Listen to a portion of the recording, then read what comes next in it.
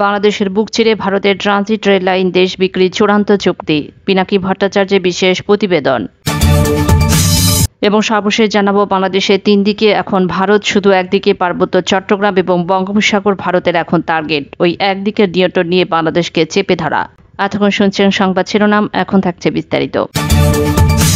পিনাকি ভট্টাচার্য প্রধানমন্ত্রী ভারত সফর নিয়ে বলেন, ভারতের সাথে হাসিনার 10টির মতো সমঝোতা স্মারক স্বাক্ষর হয়েছে। ভিন্ন বিষয়ে দুই দেশের মতামত ঐক্যের এক ধরনের বিবরণী, কিন্তু এইটা চুক্তির আওতায় পড়ে না। ভারতের পররাষ্ট্র সচিব বিনয় মোহন কোয়াত্রা জানিয়েছে, আগামী মাস থেকে বাংলাদেশের ভেতর থেকে ভারতের ট্রানজিট রেল পরীক্ষামূলকভাবে চলাচল শুরু করবে। এর আগেও ভারত একই কাজ করেছিল। মুজিব ইন্দিরা চুক্তিতে ভারত পরীক্ষামূলকভাবে ফারাক্কাবাদ চালুর প্রভিশন রাখছিল, কিন্তু ভারত এই চুক্তির তোয়াক্কা না করে পরীক্ষামূলকভাবে ব্যাপারটাকে একতরফাভাবে স্থায়ী করে ফেলেছেন। এটাই হলো ভারতের দুই নাম্বারি। পিনাকি ভট্টাচার্য বলেন, এর জন্য ভারতের সাথে কোনো চুক্তিকে বিশ্বাস করা যায় না। ফারাক্কাবাদ ভারতের অভ্যন্তরে হওয়ায় আমরা এখানে কিছু করতে পারিনি, কিন্তু ট্রানজিট রেল বাংলাদেশের বুকের উপর দিয়ে চলবে, তাই আমরা জনগণ ইচ্ছা করলে এটা আটকে দিতে পারবো। শুধুমাত্র অবৈধ সরকারের সাথে সমঝোতা স্বাক্ষর হয়েছে, যেটার চুক্তির পর্যায়েও পড়ে না, সেটা আমরা বাংলাদেশের জনগণ মেনে নেব কেন? এটি পুরোপুরি ভারতের স্বার্থে হয়েছে। আমাদের কি কোনো কাজে লাগবে এই ট্রানজিট ট্রেন ব্যবস্থা? এই ট্রেন লাইন তৈরি হয়েছে বাংলাদেশের টাকায়। আমাদের অবকাঠামো ব্যবহার করবে ভারত ভূ রাজনৈতিক স্বার্থে, আর আমরা কি এই যেটা চেয়ে চেয়ে দেখব? তাছাড়া এটা পুরোপুরি ভারতের ট্রানজিট হিসেবে দেখা না হয়, সেজন্য ভারতীয়রা এর মধ্যে ভুটানকেও যুক্ত করেছে। ট্রানজিট রেল বাংলাদেশের বুকের উপর দিয়ে যখন ভুটানের সাথে রেল চলাচল স্থগিত হবে, তখনই এটার সাথে ভুটান যুক্ত হবে। অর্থাৎ বাংলাদেশের সাথে ট্রানজিট নগদ, আর ভুটানের সাথে ট্রানজিট রূপকথা বা বাকির খাতায়। পিনাকি আরও বলেন, আমরা 50 বছর ধরে ভারতকে দেখে আসছি। 80 দশকে বাংলাদেশে ভুটান বাণিজ্য চুক্তি স্বাক্ষরিত হয়েছিল, কিন্তু সেটা বাস্তবায়ন করা যায়নি ভারতের মধ্য দিয়ে ট্রানজিট না পাওয়ার কারণে। আপনি কি মনে করেন ভারত সরল পথে ভুটানের সাথে বাংলাদেশের দশকের পর দশক ধরে ট্রানজিট দেয়নি, সেই রেলপথে কি এখন আমাদের ট্রানজিট দিবে?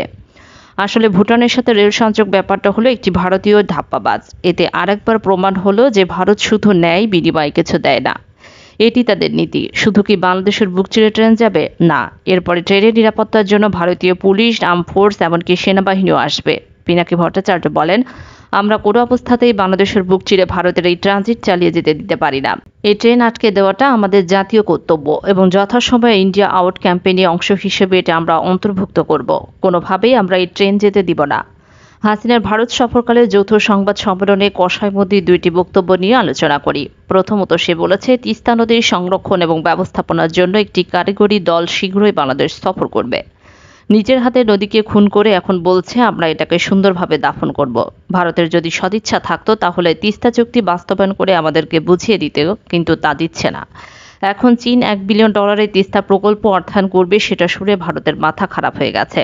ভারতের পররাষ্ট্র সচিব 1 মাস আগে এসে বলেছিল তারা নাকি এই প্রকল্পে টাকা দেবে। পিনাকি বলেন, ইন্ডিয়া টাকা দেওয়ার সক্ষমতা নেই। 15 বছরের হাসিনা আমলে মাত্র $71 কোটি ঋণ দিয়েছে। তিস্তা প্রকল্পে ভারতের টাকা দেওয়ার কোনো দরকার নেই, চুক্তি বাস্তবায়ন করলেই ঝামেলা মিটে যায়। তা না করে এখন ফন্দি আটছে চীনকে কিভাবে ঠেকানো যায়। শেখ হাসিনা দিল্লি সফর শেষ না হতেই বাংলাদেশে এসে হাজির হয়েছে চীনের একজন মন্ত্রী লিউ চিয়ান চাও, যাকে চীনের স্থায়ী পররাষ্ট্রমন্ত্রী হিসেবে অভিহিত করা হয়। চীনের অত্যন্ত গুরুত্বপূর্ণ নেতা একজন তিনি, এবং চীনের পররাষ্ট্র মন্ত্রণালয়ের অত্যন্ত প্রভাবশালী নেতা।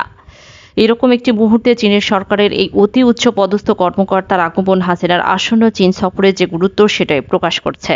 পিনাকি ভট্টাচার্য বলেন, বাংলাদেশের জনগণকে সাথে নিয়ে আমাদের স্বাধীনতা, সার্বভৌমত্ব, আঞ্চলিক অখণ্ডতা, গণতান্ত্রিক আকাঙ্ক্ষার প্রতি অঙ্গীকার না জানিয়ে যদি কেউ কোনো খেলায় বাংলাদেশের মাটিতে সাজাতে চায়, সেটি ব্যর্থ হতে বাধ্য। ভারত যে খেলা গত 50 বছর ধরে বাংলাদেশকে নিয়ে খেলছে, তার করুণ পরিণতি থেকে অন্য সকল পক্ষকে শিক্ষা নিতে হবে, সেটা চীন হোক বা আমেরিকায় হোক। বাংলাদেশের বুকের উপর ভারতে দিনে দিনে আরও কঠোরভাবে চেপে বসছে। এটা যদি বিপদ বলে মনে করেন তাহলে আসেন প্রতিরোধে ঝাঁপিয়ে পড়ি। তিতুমির বাঁশের কেল্লা বানিয়ে ব্রিটিশ সেনাদের বিরুদ্ধে দাঁড়িয়েছিল, সে জানতো চিনতে পারবে না, কিন্তু আমরা যদি 18 কোটি মানুষকে জাগিয়ে তুলতে পারি তাহলে আমরা এই বিপদের মোকাবেলা করতে পারবো ইনশাল্লাহ। এখন প্রশ্ন হচ্ছে আপনার ওপরে, এই বিপদকে আপনি বিপদ হিসেবে মনে করছেন কিনা? দেশকে বাঁচানোর চিন্তা আপনি করছেন কিনা? আপনি দেশকে বাঁচাতে চান কিনা? বাংলাদেশ রাষ্ট্র থাকবে কি মরবে সেটা আপনার চিন্তা কিনা? আপনি যদি মনে করেন আপনি সক্রিয় না হলে বাংলাদেশ রাষ্ট্র না টিকতে পারলে, তাহলে এখনই সক্রিয় হন, এখনই ঝাঁপিয়ে পড়েন রাজপথে। সাংবাদিক ইলিয়াস বলেন, অভিযানে দেখানো হয়েছে একদল মুসলিম শিক্ষিত যুবক পাহাড়ে যায়। শুধু যায় না, শব্দটি ব্যবহার করা হয়েছে হিজরত করছে। আটককৃতরা কেউ না বললেও আইনশৃঙ্খলা বাহিনী আর বিজিআর বিলে হিজরত শব্দটি আবিষ্কার করছে। চট্টগ্রাম সেনাবাহিনীর ঊর্ধ্বতন একজন গোয়েন্দা কর্মকর্তা নাম প্রকাশ না করার শর্তে জানিয়েছেন, মূলত জামাতুল আনসার ফিল হিন্দাল সার্কিয়া বলে বাস্তবে কোনো সংগঠনের অস্তিত্ব নেই। এছাড়া পাহাড় থেকে অভিযান চালিয়ে র্যাব কাউকে আটকও করেনি।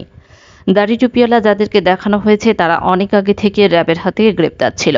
কুকিচির ন্যাশনাল আর্মি বা KNF এর সাথে প্রশিক্ষণে যে দাবি করা হয়েছে সেটাও সাজানো নাটক। ক্রসফায়ারের ভয় দেখিয়ে তাদেরকে এসব করতে বাধ্য করে। র্যাব নিজেও ভিডিও ধারণ করে সোশ্যাল মিডিয়ায় ছড়িয়ে দিয়েছে। সাংবাদিক ইলিয়াস আরও বলেন, র্যাব পুলিশের হঠাৎ ক্যাপাবিলিটি বেড়ে যাওয়ার মূল কারণ হল পার্বত্য চট্টগ্রাম থেকে সব সেনা সদস্যদেরকে সরিয়ে আনতে চায় সরকার, যে কারণে সেনাবাহিনীর পরিবর্তে র্যাবকে বিশাল দক্ষ বাহিনী হিসেবে দেখানোর নাটক মঞ্চস্থ করা হচ্ছে। জানিয়ে পার্বত্য চট্টগ্রামের সেনাবাহিনীর মধ্যে তীব্র অসন্তোষ দেখা দিয়েছে।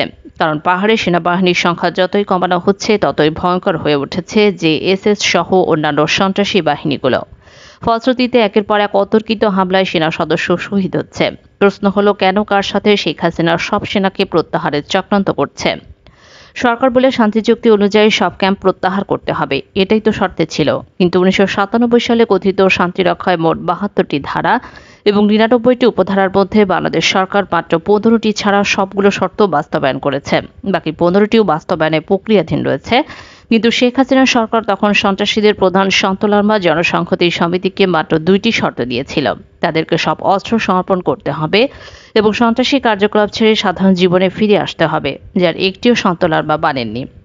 সাংবাদিক ইলিয়াস বলেন, তাহলে আমাদের সব শর্ত মেনে কেন সেনাবাহিনী প্রত্যাহার করতে হবে? মূলত 1997 সালে কথিত শান্তি চুক্তিটি ছিল পার্বত্য 3 জেলাকে ভারতের হাতে তুলে দেওয়ার জন্য।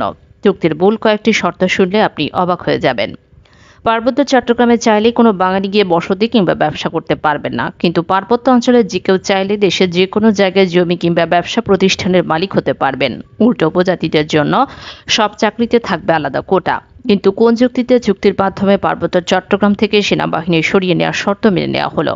প্রতিবেদনে ইলিয়াস আরও বলেন, বাংলাদেশ সেনাবাহিনী যেখানে পৃথিবীর বিভিন্ন দেশে শান্তি প্রতিষ্ঠার দায়িত্ব দক্ষতার সাথে পালন করছে, সেখানে আমাদের দেশের বিশেষ একটি অঞ্চলে কেন শান্তি প্রতিষ্ঠার জন্য উল্টো সেনাবাহিনীকে প্রত্যাহার করে আনতে হবে?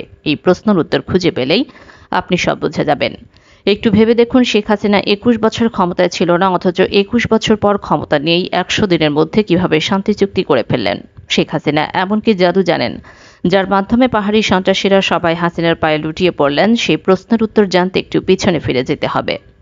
সাংবাদিক ইলিয়াসের প্রতিবেদনে বলা হয়, 1971 সালের স্বাধীনতার পরপরই নিজেদেরকে আলাদা ভাবতে শুরু করে পাহাড়ি বেশ কয়েকটি ক্ষুদ্র নৃগোষ্ঠী, যার অধিকাংশ নেতৃত্ব ছিল হিন্দু ধর্মাবলম্বী নেতারা। পাহাড়ের সবচেয়ে বেশি নাশকতামূলক কাজ যারা করে থাকে সেই শান্তি বাহিনীর প্রধানও হিন্দু ধর্মাবলম্বী। শুধু হিন্দু ধর্মাবলম্বী নয়, সন্তলার্মা একজন ভারতীয় নাগরিক। আরও জানলে অবাক হবেন, করোনার সময় সন্তলার্মা প্রথমবারের মতো বাংলাদেশে পাসপোর্টের জন্য আবেদন করেন। এখন প্রশ্ন হলো, এতদিন তাহলে সন্তলার্মা কিসের ভিত্তিতে মন্ত্রীর পদমর্যাদা নিয়েছিলেন? 1996 সালে ভারত থেকে 6 বছর প্রশিক্ষণ নিয়ে শেখ হাসিনার সরকার ক্ষমতায় এসে 1997 সালে কথিত শান্তি চুক্তির মাধ্যমে মুজিব ইন্দিরার অপূর্ণ কাজ পূর্ণ করার মিশনে নামেন। মূলত 1997 সালে কথিত শান্তি চুক্তি এবং 2009 সালে পিলখানার সেনা হত্যাকাণ্ড সবসময় একই সুতোয় গাঁথা। আমাদের সূত্র জানিয়েছে, সেনাবাহিনীর যেসব অফিসাররা পার্বত্য অঞ্চলে সেনা রক্ষার পক্ষে মত দিচ্ছেন তাদেরকে সেখান থেকে প্রত্যাহার করে নেওয়া হচ্ছে। কখনো কখনো তাদেরকে বিপদেও ফেলা হচ্ছে, ঠিক যেমনটি করা হয়েছিল পাহাড়ের বিভিন্ন অভিযানে নেতৃত্ব দেওয়া কর্নেল হাসানুরের সাথে। রাঙ্গামাটি খাগড়াছড়ি অঞ্চলে ব্যাপক সফলতার কারণে তাকে পরবর্তী সময়ে ভারত নিয়োজিত DGFI গো করেছিল। এই ভয়ে এখন দেশপ্রেমিক অফিসাররা মুখ বন্ধ করে রাখতে বাধ্য হচ্ছেন। আর এই সুযোগে একের পর এক সেনাকে প্রত্যাহারের মিশনে নেমেছে সরকার, যে কারণে পাহাড়ে দুর্বল হয়ে পড়া সেনাবাহিনীকে টার্গেটে পরিণত করেছে JSS এর সন্ত্রাসী বাহিনী। সাংবাদিক ইলিয়াস বলেন, বাংলাদেশের 3 দিকে এখন ভারত, শুধু একদিক দিয়ে পার্বত্য চট্টগ্রাম এবং বঙ্গোপসাগর। ভারতের এখন টার্গেট ওই একদিকের নিয়ন্ত্রণ নিয়ে বাংলাদেশকে চেপে ধরা, যে কারণে 1997 সালে চুক্তির পর বিএনপি এই চুক্তির কঠোর বিরোধিতা করেছিল। বিএনপি সেই ধারণাই সত্যি হয়েছে। হাসিনা প্রথম মেয়াদে না পারলেও 2009 সালের পর 4 মেয়াদে ক্ষমতা থাকার সুবাদে ভারতীয় সেই স্বপ্ন এখন পূরণের দ্বারপ্রান্তে।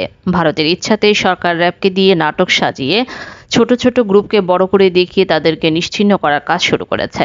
এরই মাধ্যমে পাহাড়ের ভারতপন্থী সন্তলার্মা দল JSS কে একক আধিপত্য দেওয়া হচ্ছে। আর সেটা পুরোপুরি প্রতিষ্ঠিত হলে ভারতের সাথে যুক্ত হবে আরেকটি নতুন রাষ্ট্র, যার মুখ্যমন্ত্রী হবেন সন্তলালবা। বাংলাদেশিদের জন্য তখন পার্বত্য চট্টগ্রামে ঘুরে আসতে হলে তাদের পাসপোর্ট একটি ভারতীয় সিল লাগিয়ে যেতে হবে। নিরাপত্তা বিশ্লেষকরা মনে করেন, পার্শ্ববর্তী দেশের সহায়তা না থাকলে সন্ত্রাসীদের পক্ষে এত আধুনিক অস্ত্রশস্ত্র জোগাড় করা সম্ভব হতো না। অন্যদিকে র্যাবের অভিযানে কুকিচিন ন্যাশনাল আর্মির সন্ত্রাসীদের যেসব ভাঙাচোরা অস্ত্র দেখানো হয়েছে তা দিয়ে তেমন কিছু করা সম্ভব নয়। অথচ প্রথম আলোর সময় টিভি সহ চিহ্নিত কিছু গণমাধ্যমের সংবাদ দেখে কুকিচিন ন্যাশনাল আর্মি পুরো পার্বত্য অঞ্চল স্বাধীন করে ফেলছে। সেনাবাহিনী মনে করে পাহাড়ের স্বাধীনতা অক্ষুণ্ণ রেখে অঞ্চলের শান্তি ফিরিয়ে আনতে বড় রকমের সেনা অভিযানের কোনো বিকল্প নেই।